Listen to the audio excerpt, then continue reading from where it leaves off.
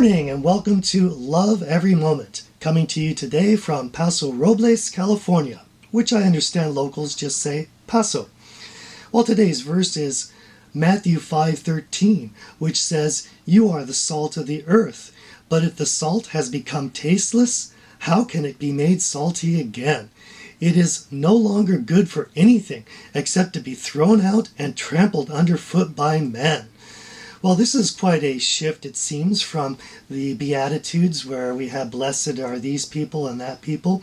So it looks like we're changing gears completely here. However, I've said this before and I'll say it again, that I think the Sermon on the Mount is actually a continuous theme of love. And I've heard many suggestions, any sermons on what this might mean, the salt of the earth.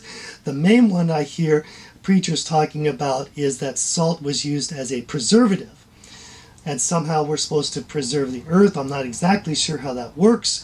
I've also heard that salt was used as a form of payment for soldiers, so it's something of value, and we're something of value. Salt is in tears, salt flavors things, salt can heal wounds, and many other things.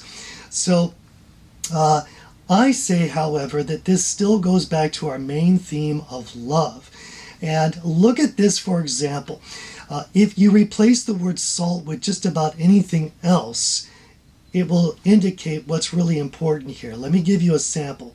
If I say, you are the water of the earth, or you are the soil of the earth, or you are the iron of the earth, or you are the air of the world, anything like that, you are the something of the earth.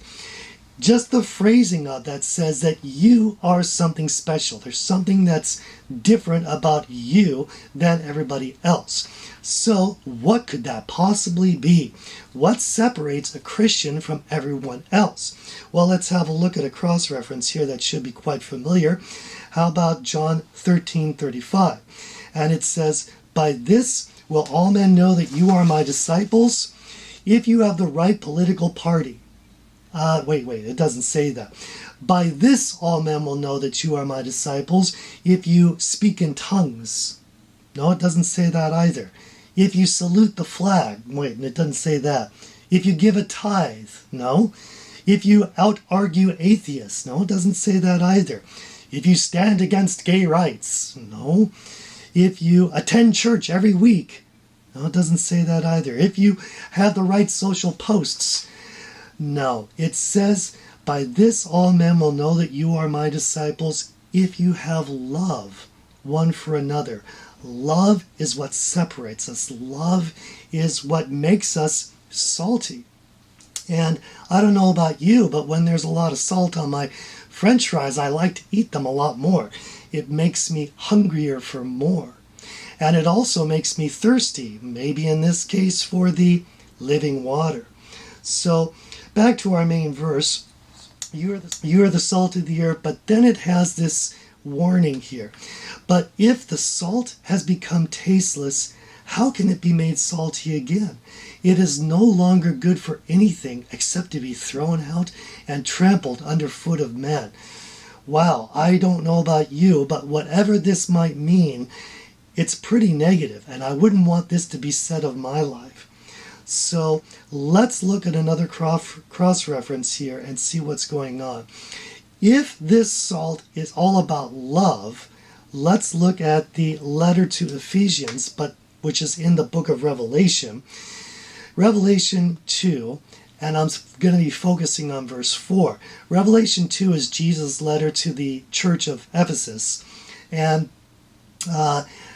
Jesus starts by saying, "I know your deeds, you do some good stuff. Here's the good stuff that you do." But then in verse 4, it says, "But I have this against you, that you have left your first love." And that's a warning. And then it goes on to say, this is what you need to do. Get back your love. This is so important because love is what it's all about. If we start losing that love, we become tasteless. And I certainly wouldn't want that to be said of me. So let's choose love, because if we love every moment, we're going to love every moment. I'm your average wretch, and I